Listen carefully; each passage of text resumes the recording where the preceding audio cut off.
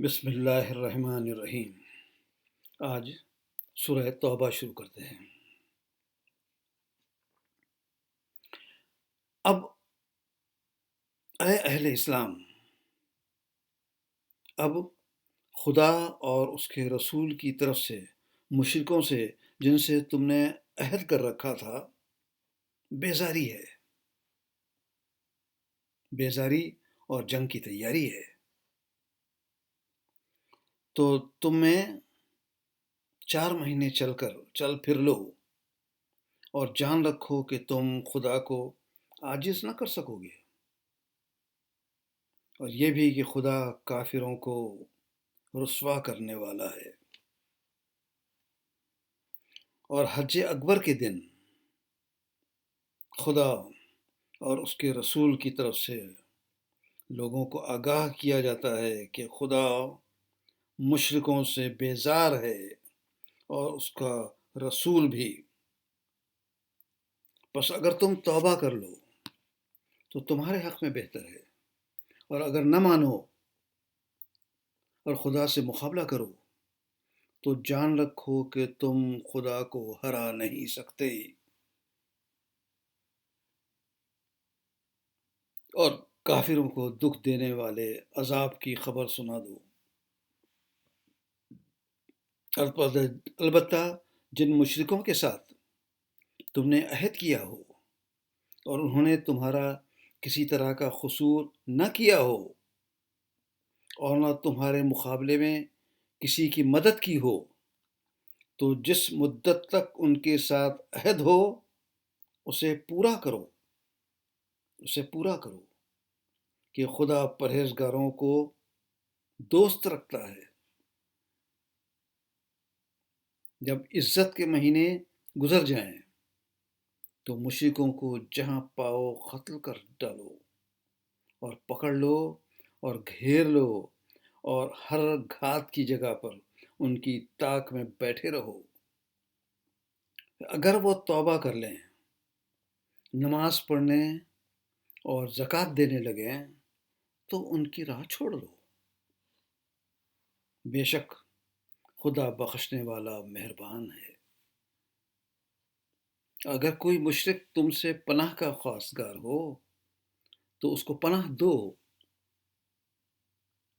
دو یہاں تک کہ کلام خدا سننے لگے، پھر اس کو امن کی جگہ واپس پہنچا دو، اس لیے کہ یہ بے خبر لوگ ہیں۔ بھلا مشرکوں کے لیے خدا اور اس کے رسول کے نزدیک عہد کیوں کر قائم رہ سکتا ہے؟ ہاں، جن لوگوں کے ساتھ تم نے مسجد محترم کے نزدیک عہد کیا ہے، اگر وہ قائم رہیں تو تم بھی اپنے قول و اقرار پر قائم رہو۔ بے شک خدا پرہیزگاروں کو دوست رکھتا ہے۔ کیوں کر پورا کیا جائے جبکہ ان کا یہ حال ہے کہ اگر تم پر غلبہ پا لیں تو نہ خرابت کا لحاظ رکھیں نہ عہد کا، یہ منہ سے تو تمہیں خوش کر دیتے ہیں لیکن ان کے دل ان باتوں کو قبول نہیں کرتے، اور ان میں اکثر نافرمان ہیں۔ یہ خدا کی آیتوں کے عوض تھوڑا سا فائدہ حاصل کرتے ہیں اور لوگوں کو خدا کے راستے سے روکتے ہیں۔ کچھ شک نہیں کہ جو کام یہ کرتے ہیں برے ہیں۔ یہ لوگ کسی مومن کے حق میں نہ تو رشتہ داری کا پاس کرتے ہیں نہ عہد کا، اور یہ حد سے تجاوز کرنے والے ہیں۔ اگر یہ توبہ کر لیں اور نماز پڑھنے اور زکوٰۃ دینے لگیں تو جو دین میں تمہارے بھائی ہیں اور سمجھنے والے لوگوں کے لیے ہم نے اپنی آیتیں کھول کھول کر بیان کر دی ہیں کہ اگر عہد کرنے کے بعد اپنی خصموں کو توڑ ڈالیں اور تمہارے دین میں طعنے کرنے لگیں تو ان کفر کے پیشواؤں سے جنگ کرو، ان کی خصموں کا کچھ اعتبار نہیں۔ عجب ہے نہیں کہ اپنی حرکات سے باز آ جائیں۔ بھلا تم ایسے لوگوں سے کیوں نہ لڑو جنہوں نے اپنی خصموں کو توڑ ڈالا اور پیغمبر خدا کے جلا وطن کرنے کا عزم مصمم کر لیا اور پیغمبر کے جلا وطن کرنے کا عزم مصمم کر لیا اور انہوں نے تم سے عہد شکنی کی ابتدا کی۔ کیا تم ایسے لوگوں سے ڈرتے ہو؟ حالانکہ ڈرنے کے لائق خدا ہے، بشرطے کہ ایمان رکھتے ہو۔ ان سے خوب لڑو، خدا کو تمہارے ہاتھوں سے عذاب میں ڈالے گا۔ خدا ان کو تمہارے ہاتھوں سے عذاب میں ڈالے گا اور رسوا کرے گا اور تم کو ان پر غلبہ دے گا اور مومن لوگوں کے سینوں کو شفا بخشے گا اور ان کے دلوں میں غصہ دور کر دے گا اور جس پر چاہے گا رحمت کرے گا، اور خدا سب کچھ سنتا اور حکمت والا ہے۔ کیا یہ لوگ یہ خیال کرتے ہیں کہ بے آزمائے چھوڑ دیے جاؤ گے؟ اور ابھی خدا نے ایسے لوگوں کو متمیز کیا ہی نہیں جنہوں نے تم میں سے جہاد کیے اور خدا اور اس کے رسول اور مومنوں کے سوا کسی کے ولی دوست نہیں بنایا، اور خدا تمہارے سب کاموں سے واقف ہے۔ مشرکوں کو زیبا نہیں کہ خدا کی مسجدوں کو آباد کریں جب وہ اپنے آپ ہی گھر کی گواہی دے رہے ہیں۔ ان لوگوں کے سب اعمال بیکار ہیں اور یہ ہمیشہ دوزخ میں رہیں گے۔ خدا کی مسجدوں کو تو وہ لوگ آباد کرتے ہیں جو خدا پر روز قیامت پر ایمان لاتے اور نماز پڑھتے اور زکوٰۃ دیتے ہیں اور خدا کے سوا کسی سے نہیں ڈرتے۔ یہی لوگ امید ہے کہ ہدایت یافتہ لوگوں میں داخل ہوں گے۔ کیا تم نے حاجیوں کو پانی پلانا اور مسجد محترم کو آباد کرنا اس شخص کے اعمال جیسا خیال کیا ہے جو خدا اور روز آخرت پر ایمان رکھتا ہے اور خدا کی راہ میں جہاد کرتا ہے؟ تو یہ لوگ خدا کے نزدیک برابر نہیں ہیں اور خدا ظالم لوگوں کو ہدایت نہیں دیا کرتا۔ جو لوگ ایمان لائے اور وطن چھوڑ گئے اور خدا کی راہ میں مال اور جان سے جہاد کرتے رہے، خدا کے ہاں ان کے درجے بہت بڑے ہیں اور وہی مراد کو پہنچنے والے ہیں۔ ان کا پروردگار ان کو اپنی رحمت کی اور خوشنودی کی اور بہشتوں کی خوشخبری دیتا ہے جس میں ان کے لیے نعمت ہائے جاویدانی ہے، ان میں ابدالآباد رہیں گے۔ کچھ شک نہیں کہ خدا کے ہاں بڑا صلہ و تیار ہے۔ اے اہل ایمان، اگر تمہارے باپ اور بھائی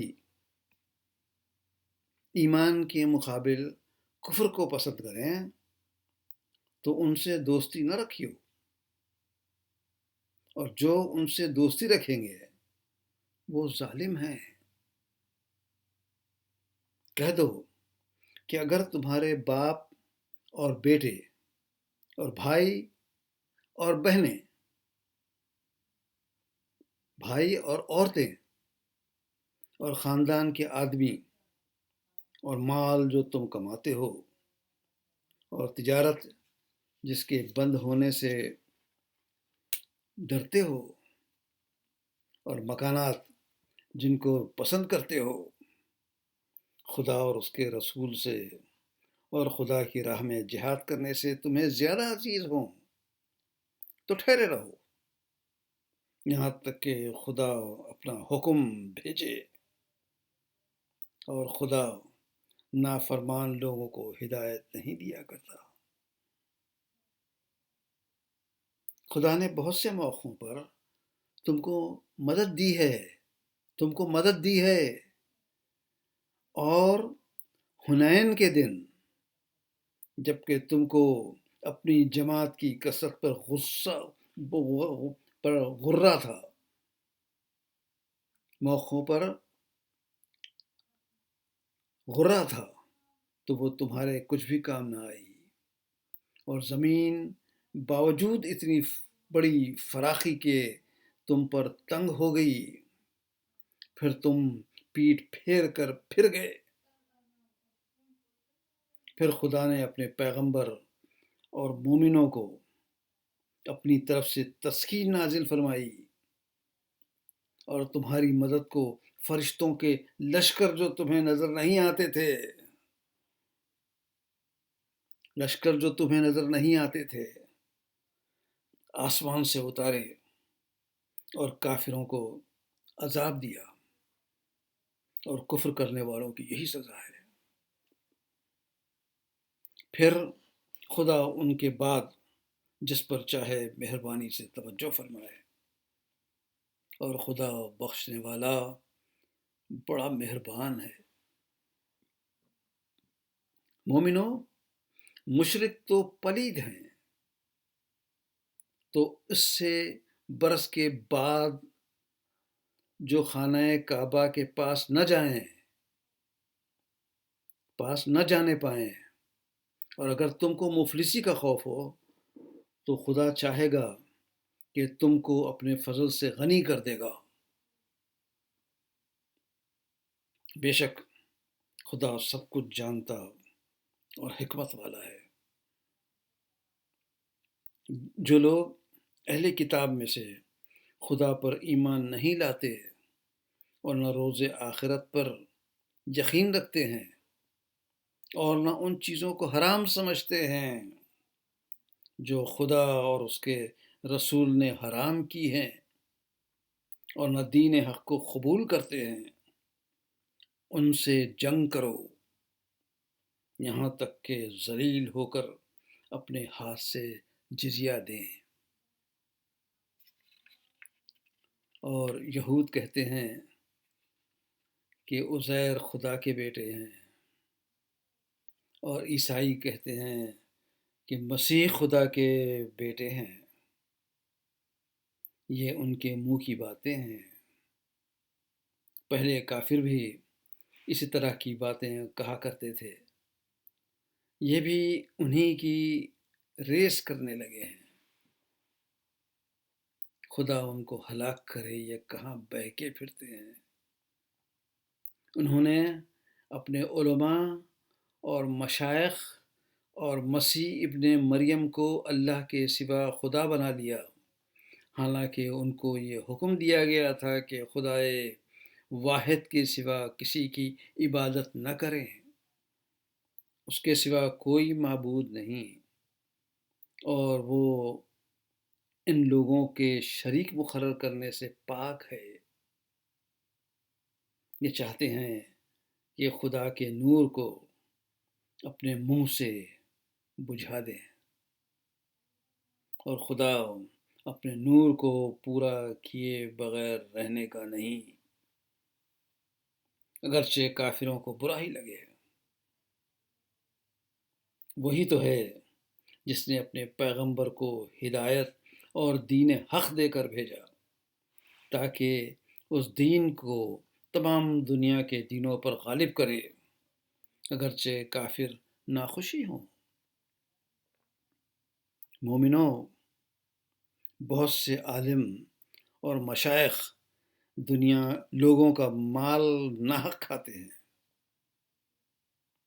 اور ان کو راہ خدا سے روکتے ہیں، اور جو لوگ سونا اور چاندی جمع کرتے ہیں اور اس کو خدا کے راستے میں خرچ نہیں کرتے، ان کو اس دن کے عذاب علیم کی خوشخبری سنا دو، جس دن وہ مال دوزخ کی آگ میں خوب گرم کیا جائے گا، پھر اس سے ان کی